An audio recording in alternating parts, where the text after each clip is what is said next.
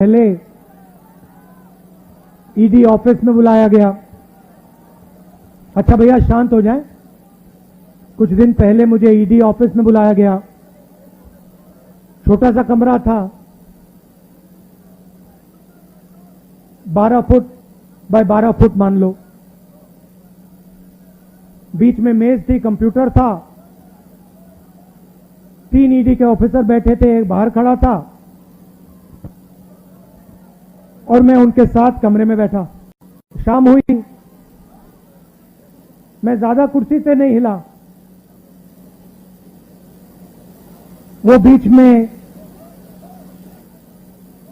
उड़ जाते थे, चले जाते थे। उनके जो सीनियर ऑफिसर थे उनको इंस्ट्रक्शन की भी जरूरत थी, तो वो निकलते रहते थे, आते थे। तो रात को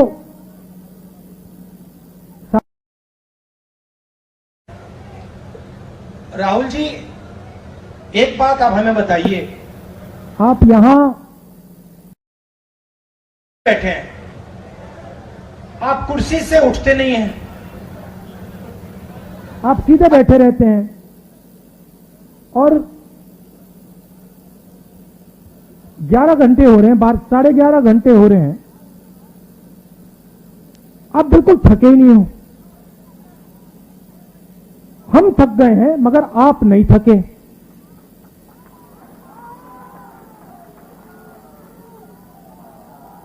ये उन्होंने पूछा, आपका सीक्रेट क्या है? मैंने सोचा और मैंने कहा कि इनको सच्ची बात नहीं कहता हूं,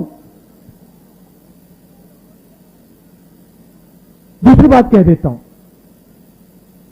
दूसरा कारण कह देता हूं, मगर मेन बात नहीं कहता हूं। मैंने कहा कि मैं विपासना करता हूं, उसमें बैठना पड़ता है, तो आदत लग गई है, मुझे कोई प्रॉब्लम नहीं। 6, 7, 8, 10 घंटे बैठा दो, मुझे कोई फर्क नहीं पड़ता। आखिरी दिन कहते, राहुल जी आपने इतनी पेशेंटली सवाल के जवाब दिए, हर सवाल को आपने सुना, आपने जवाब दिया, फिर आपने चेक किया, तो इतनी पेशेंस आप में से आपको कहां से मिल गई? मैंने कहा भैया ये तो मैं आपको नहीं बता सकता। वो पहले आपने थकान की बात पूछी, मैंने विपासना बोल दिया, मैं पेशेंस का नहीं कह सकता आपको। आप जानते हो पेशेंस कहां से आई? उधर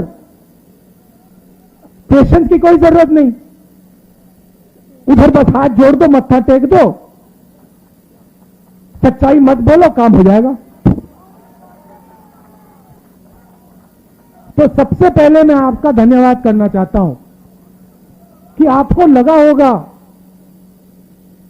कि राहुल गांधी 5 दिन 3-4 ईडी ऑफिसरों के साथ अकेला बैठा है। आप गलतफहमी में हो। आप सब मेरे साथ ईडी ऑफिस में बैठे हुए थे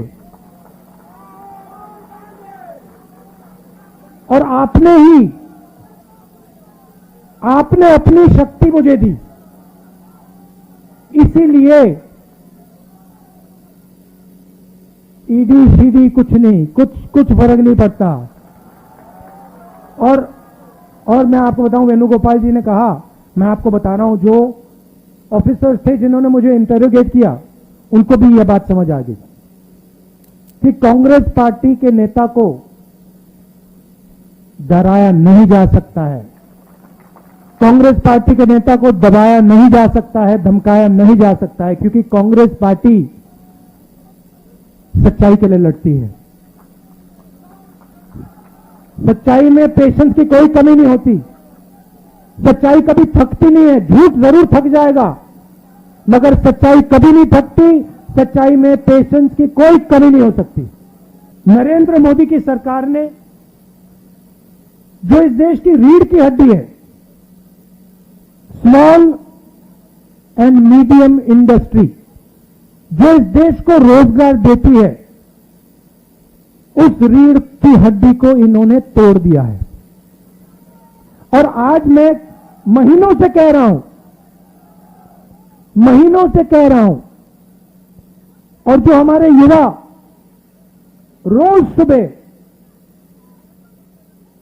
हर रोज सुबह दौड़ते हैं, आर्मी में, नेवी में, एयरफोर्स में, फोर्सेस में भर्ती होने के लिए दौड़ते हैं, उनसे मैं कह रहा हूं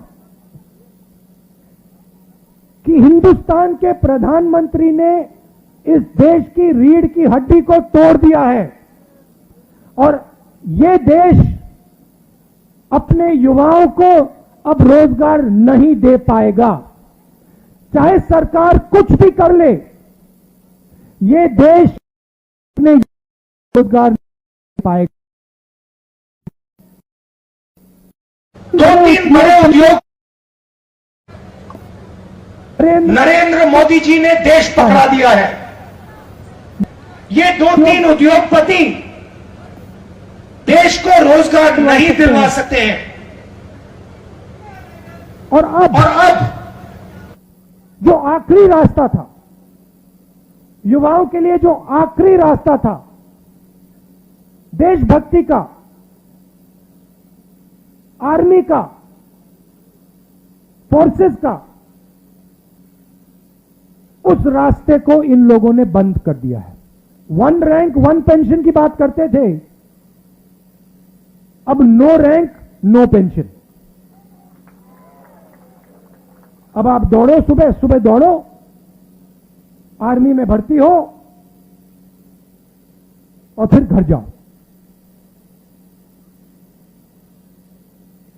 और याद रखना, जब आप घर जाओगे, मैं गारंटी करके कह रहा हूं, जब आप घर जाओगे, आर्मी के बाद घर जाओगे, आपको कोई रोजगार नहीं मिलने वाला है, कोई रोजगार नहीं मिलने वाला है। दूसरी तरफ आज चाइना की सेना हिंदुस्तान की धरती में बैठी हुई है। 1000 स्क्वायर किलोमीटर से ज्यादा जमीन चाइना की सेना ने हमसे छीनी है। यह सच्चाई है, इस बात को हिंदुस्तान की सरकार ने एक्सेप्ट किया है। सेना को मजबूत करना चाहिए और सरकार सेना को कमजोर कर रही है और इसका नतीजा आएगा। जब युद्ध होगा तब इसका नतीजा आएगा।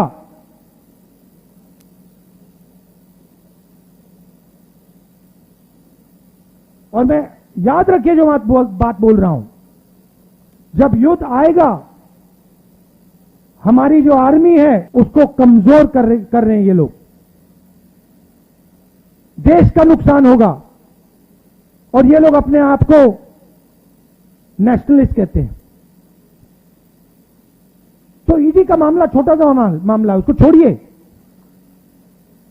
सबसे जरूरी मामला, सबसे जरूरी बात, ये जो हमारे युवा हैं, जो हर रोज, ये देशभक्ति का एक चिन्ह है, हर प्रदेश में ये सुबह 4 बजे दौड़ते हैं, इनके भविष्य की रक्षा करना हमारा काम है, हमारा फर्ज, ये हमें करना है। और हमने कहा है, देखिए, किसानों के बारे में मैंने कहा था, मोदी जी को ये बिल वापस लेने पड़ेंगे, कहा था ना मैंने, लिया ना वापस। अब कांग्रेस पार्टी कह रही है नरेंद्र मोदी जी को ये जो नया अग्निपथ का स्कीम है इसको वापस लेना पड़ेगा। और हिंदुस्तान का हर युवा हमारे साथ इस काम में खड़ा मिलेगा, क्योंकि हिंदुस्तान का युवा जानता है कि सच्ची देशभक्ति सेना को मजबूत करने की होती है, सेना को कमजोर करने की नहीं होती।